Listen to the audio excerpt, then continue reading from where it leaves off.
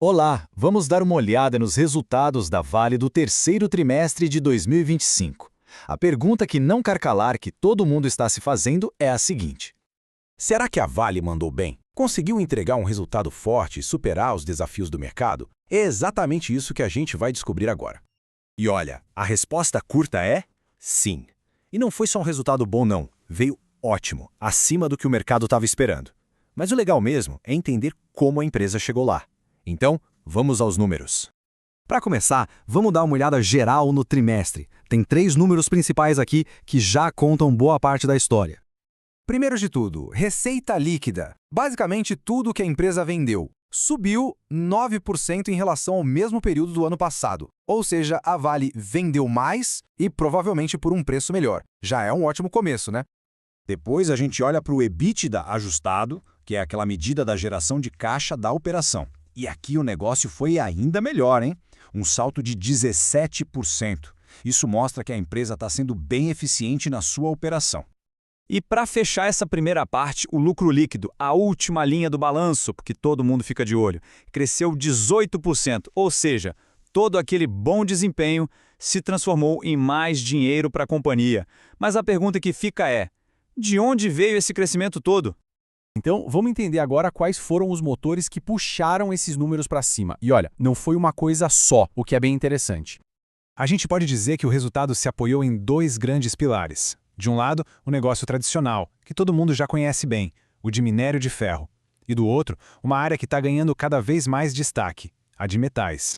Bom, o carro-chefe da Vale, a parte de siderurgia, continuou sendo o carro-chefe.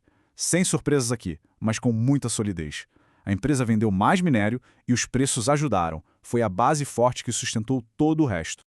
Mas agora, se liga no grande destaque do trimestre: a área de metais para transição energética. O EBITDA dessa área deu um pulo de 177% em um ano, puxado principalmente pelo cobre. Isso mostra que essa divisão está deixando de ser só uma promessa e virando uma parte super importante do resultado da Vale. Beleza, a empresa lucrou, os números foram ótimos. Mas o que importa também é o que ela fez com esse dinheiro, certo? Porque lucro no papel é uma coisa, mas a saúde financeira da empresa é o que conta. Vamos ver isso. Sabe aquela frase clássica do mercado? Lucro é opinião, caixa é fato. Pois é, no final das contas, o que realmente importa é se a empresa consegue transformar aquele lucro em dinheiro de verdade no caixa. Dinheiro para operar, para investir, para se fortalecer. E a Vale mostrou que fez o dever de casa direitinho.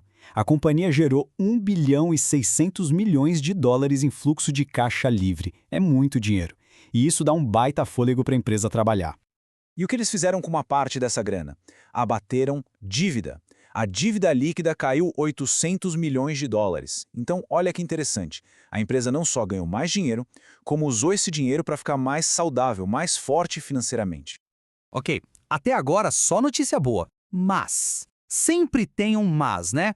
Como em qualquer análise, existe um ponto de atenção que a gente precisa ficar de olho. E esse ponto fica muito claro quando a gente olha para onde vai o minério da Vale, a China. Quase 60% de tudo que a Vale vende de minério e pelotas vai para lá. Isso quer dizer o quê? Que a saúde da economia chinesa afeta e muito os resultados da Vale. É o grande fator externo que precisa estar sempre no radar. Bom, então para a gente fechar e amarrar tudo que a gente viu, qual é o balanço final desse trimestre da Vale?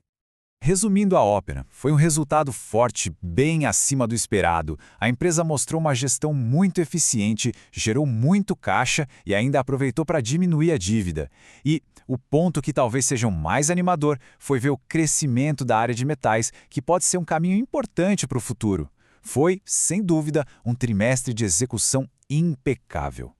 E para a gente terminar, fica aqui uma provocação para pensar no futuro. Com esse crescimento absurdo de 177% na área de metais, será que a gente está vendo o começo de uma virada de chave na Vale? Será que essa é a estratégia para, lá na frente, a empresa depender menos do sobe e desce do minério de ferro e da economia da China? Essa é talvez a pergunta de 1 bilhão de dólares para o futuro da companhia.